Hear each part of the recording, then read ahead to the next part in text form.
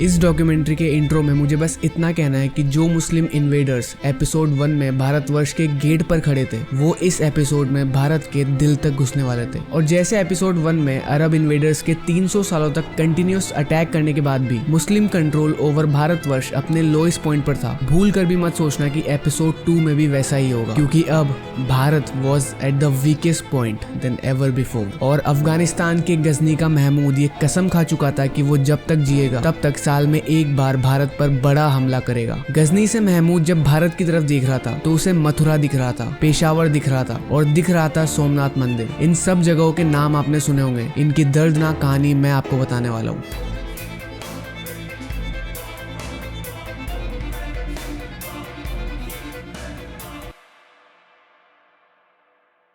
हमने एपिसोड 1 उस पॉइंट पर खत्म किया था जहां पर अरब इन्वेडर्स के 300 सालों तक बार बार ब्रूटल अटैक्स करने के बाद भी, मोहम्मद बिन कासिम के इतने सक्सेसफुल कैंपेन के बाद भी भारत में उनका कंट्रोल ऑलमोस्ट जीरो था। पर ये 3 सेंचुरीज में भी भारत में कुछ ना पाने की इस्लामिक फ्रस्ट्रेशन अब खत्म होने वाली थी, क्योंकि भारतवर्ष के बड़े बड़े एम्पायर्स एक दूसरे से लड़ने में बिजी थे, एक दूसरे को खत्म करने में लगे हुए थे। भारत पहले से बहुत वीक हो चुका था और दूसरी ओर अफगानिस्तान में एक ऐसा ड्रामा अनफोल्ड हो रहा था जो कि भारत के हिंदुओं के अगले 1000 साल बदलने वाला था। It was year 960 CE। अल्प तिगिन नाम का एक तुर्किश स्लेव कमांडर अफगानिस्तान के गजनी पर अपना कंट्रोल जमा लेता है, पर उसकी किस्मत कुछ ऐसी कि इसके कुछ महीनों बाद ही died. Now Ghazni was under the control of Sabuktigin. This Sabuktigin guy was really interested in Bharat और उसने उस समय पर कुछ छोटे बड़े हमले भी किए थे, पर वो भारत के अगेंस्ट कुछ बड़ा कर पाता इसके पहले वो भी मर गया। इसके बाद वैसे तो गजनी का पूरा कंट्रोल सबुक्तिगिन के बड़े बेटे इस्माइल के हाथ में आना चाहिए था, पर उसको बेरहमी से मारकर एक आदमी अबू अल कासिम महमूद दुनिया के सामने आया गजनी को कंट्रोल करने के लिए। भारत की कॉन्शियसनेस इस आदमी को महमूद ऑफ गजनी के नाम से पहचानती है। अफगानिस्तान के गजनी में महमूद का पावर में आना भारतवर्ष के लिए सब कुछ बदलने वाला था, क्योंकि भारतवर्ष उस समय अपने वीकेस्ट पॉइंट पर था और इसी समय unfortunately Mahmud turns his attention towards Bharat. This was that point जहां पर एंशिएंट इंडिया हमेशा के लिए खत्म हो गया और मिडिवल मुस्लिम इंडिया शुरू होने वाला था।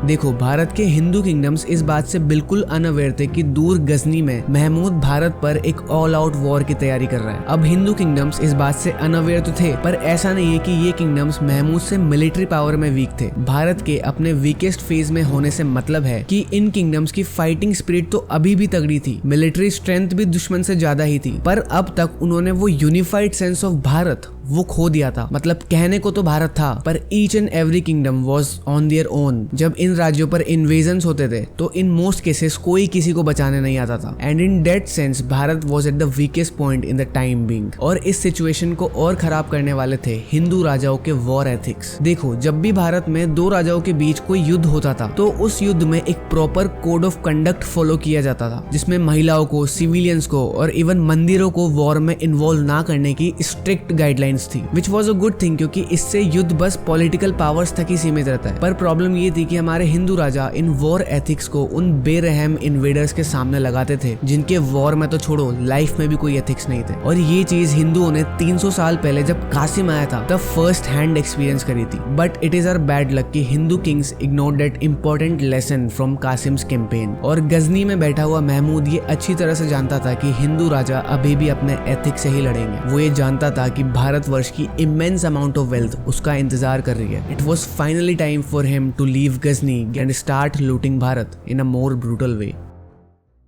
द ईयर वॉज 1001 CE और महमूद ने भारत के खिलाफ अपना होली वॉर शुरू किया, सबसे पहले पेशावर पर हमला करके। पेशावर को सबसे पहला हमला इसलिए बनाया गया क्योंकि अभी कुछ साल पहले जब महमूद के अब्बू सबुक्तिगिन ने कुछ स्मॉल स्केल वॉर्स करे थे, तब जयपाल नाम के एक राजपूत राजा ने उसे बहुत परेशान किया था और महमूद ने ये होते हुए देखा था और इसलिए अब उसे सबसे पहले वही जयपाल चाहिए था जो कि इस समय पेशावर में ही था। On the other hand Jaipal was a brave Rajput जो कि इन मुस्लिम इन्वेडर्स को भारत से बिल्कुल साफ करना चाहता था। फाइनली महमूद पेशावर पर हमला कर देता है 15,000 सोल्जर्स के साथ। पर अनलाइक एपिसोड 1 के राजा दाहिर जो कि बिल्कुल भी रेडी नहीं थे जब 300 साल पहले कासिम ने हमला किया था, Jaipal was already with almost the triple size of the army of the Ghaznavids. पर इतनी बड़ी आर्मी होने के बाद भी कुछ स्ट्रेटेजिक फेलियर्स की वजह से जयपाल ये वॉर हार गया। और अगर अल अदबी के शब्दों में कहूं तो कोट, मुसलमान killed their obstinate opponents killing 15,000 of them, spreading them like a carpet over the ground and making them food for beasts and birds of prey. अब महमूद ने जयपाल को हाथों हाथ नहीं मारा क्योंकि अभी उसे एक इस्लामिक प्रिजनर ऑफ वॉर होने का फर्स्ट हैंड एक्सपीरियंस देना था। His children, grand children, nephews, relatives सबको बंदी बना लिया गया और पेशावर का भी वही हाल किया जो कि 300 साल पहले कासिम ने सिंध का किया था। Unimaginable destruction of everything out there. और ये सब अपनी आंखों से देखने के बाद जयपाल को अपने आप से शर्म आने लगी कि वो लड़ने के बाद भी अपने लोगों को, अपने परिवार को, अपने धर्म को इन इन्वेडर्स से बचा नहीं पाया। This feeling of shame dominated his mind और उन्होंने शर्म से जीने की बजाय खुद की चिता को आग लगाकर काइंड ऑफ सुसाइड कर लिया। महमूद के लिए तो बस ये शुरुआत थी, अभी तो बहुत कुछ होना था। मथुरा होना था, सोमनाथ होना था। पर उसके पहले पेशावर से लौटने के 2 साल बाद महमूद और उसकी बेरहम आर्मी सिंधु नदी को पार करके मुल्तान के पास भाटिया नाम की एक फोर्टिफाइड सिटी पर हमला करने के लिए बिल्कुल तैयार खड़ी थी। भारत के बाकी शहरों की तरह ही भाटिया भी एक बहुत समृद्ध और अमीर शहर था। पर जब महमूद ने यहाँ हमला किया तब भाटिया के रूलर बाजी राई ने वही गलती करी जो कि 300 साल पहले कासिम के सामने राजा दाहिर ने करी थी। इन इन्वेडर्स को हल्के में लिया था और अपनी मिलिट्री स्ट्रेंथ को बहुत ज्यादा माना हुआ था, just because they were superior in numbers. पर अगेन हुआ वही जो कि राजा दाहिर और जयपाल के साथ हुआ था। बाजी राय को किला छोड़कर भागना पड़ा। भाटिया शहर वाज थोरोली लूटेड और एक भारी भरकम बूटी लेकर महमूद वापस गजनी जा रहा था। महमूद ऑफ गजनी के लाइफ का आर्क ऊपर की तरफ बढ़ रहा था, पर अभी भी उसके हिसाब से ये दोनों कैंपेन्स उतने बड़े नहीं थे। उसका पहला बड़ा कैंपेन अब होने वाला था क्योंकि अब भाटिया को हराने के ऑलमोस्ट 14 साल बाद महमूद भारत के दिल की तरफ,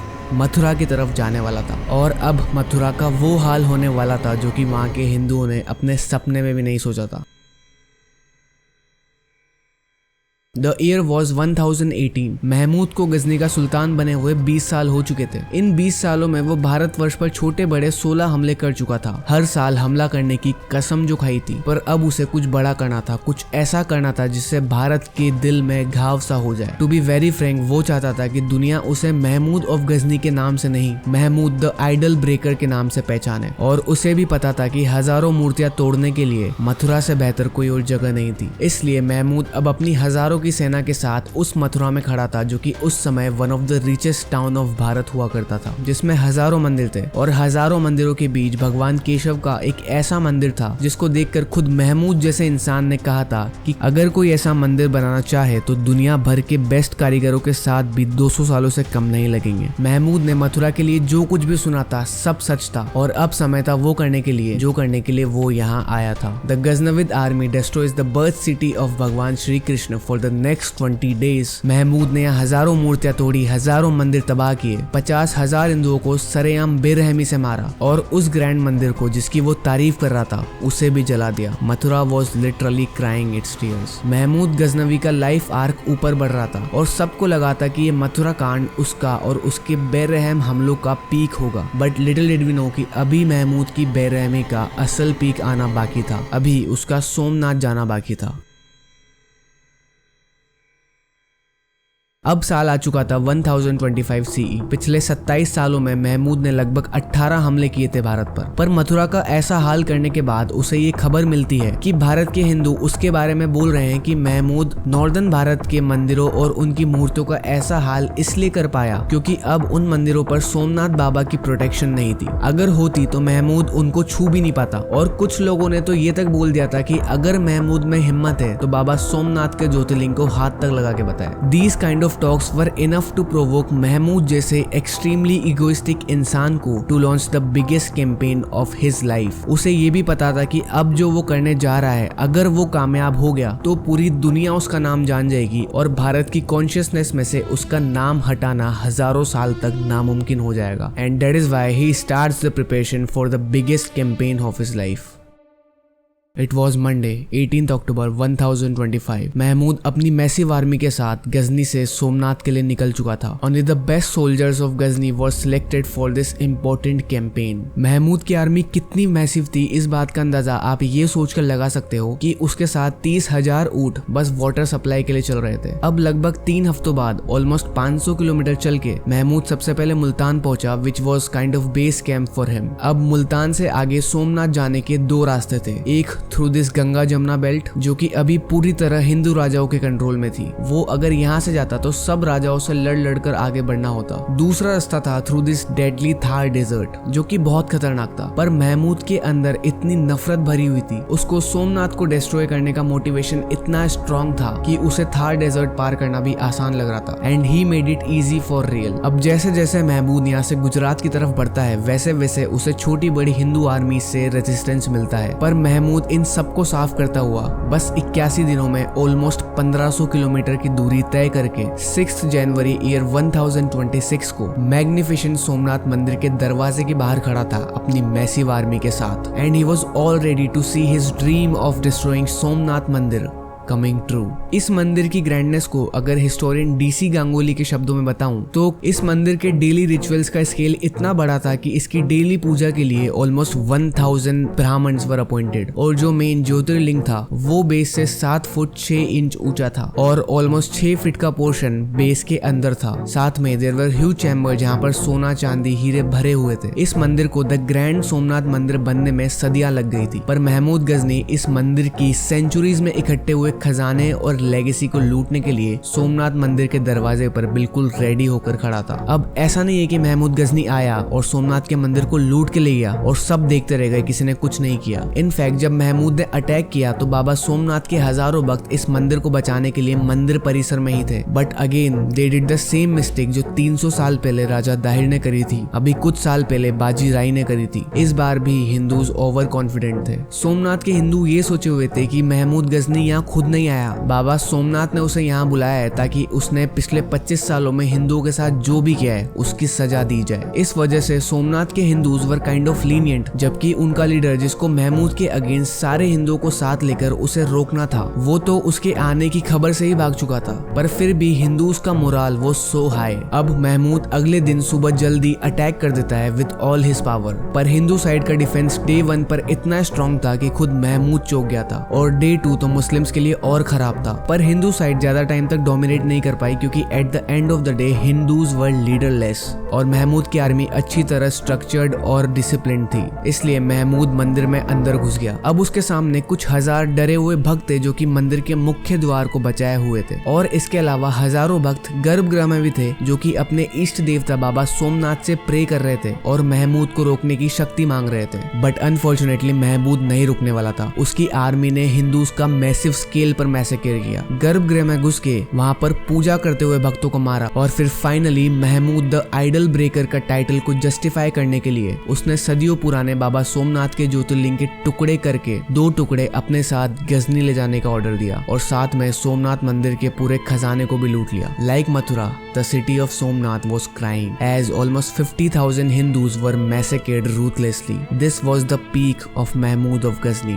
महमूद गजनी सोमनाथ कांड के बाद रातों रात मुस्लिम दुनिया का चैंपियन बन गया था। उसे एज अ हीरो सेलिब्रेट किया जा रहा था। महमूद द आइडल ब्रेकर का टाइटल तो उसके पास था ही, पर साथ में उसे the guardian of Islamic state का टाइटल भी मिल चुका था। Although the life did not stop for the Hindus, क्योंकि उन्होंने कुछ ही साल में रिकवर कर लिया और पहले से भी ग्रैंड स्केल पर वापस सोमनाथ मंदिर बनाया गया। पर ये मथुरा और सोमनाथ कांड ने हिंदू साइकी पर कुछ ऐसे स्कार्स छोड़ दिए थे जो कि आज तक रिफ्लेक्ट होते हैं। और सबसे बड़ी बात, महमूद के इन कैंपेन्स में इस्लामिक वर्ल्ड में एक एग्जाम्पल सेट कर दिया था कि अगर एक सच्चा Islamic warrior proper planning, strategy और बेरहमी के साथ आए तो सिंध और इवन पूरे भारतवर्ष को पेनिट्रेट कर सकता है। और ये एग्जाम्पल अगले 1000 सालों तक नए नए इस्लामिक इन्वेडर्स को यही करने के लिए इंस्पायर करने वाला था। The subject of all this drama was unfortunately the Hindus of this country. Mahmud of Ghazni की कहानी तो यहाँ पर खत्म हो गई थी, पर वो मरते मरते भी कुछ ऐसे बेरहमों को इंस्पायर करके मरा था जो कि अब यही काम भारत में आगे बढ़ाने वाले थे। अभी तक भारत को लूटा तो जा रहा था, पर यहाँ का मेन कंट्रोल अभी भी हिंदू राजाओं के हाथ में ही था। पर अब ये बदलने वाला था। अनफॉर्चुनेटली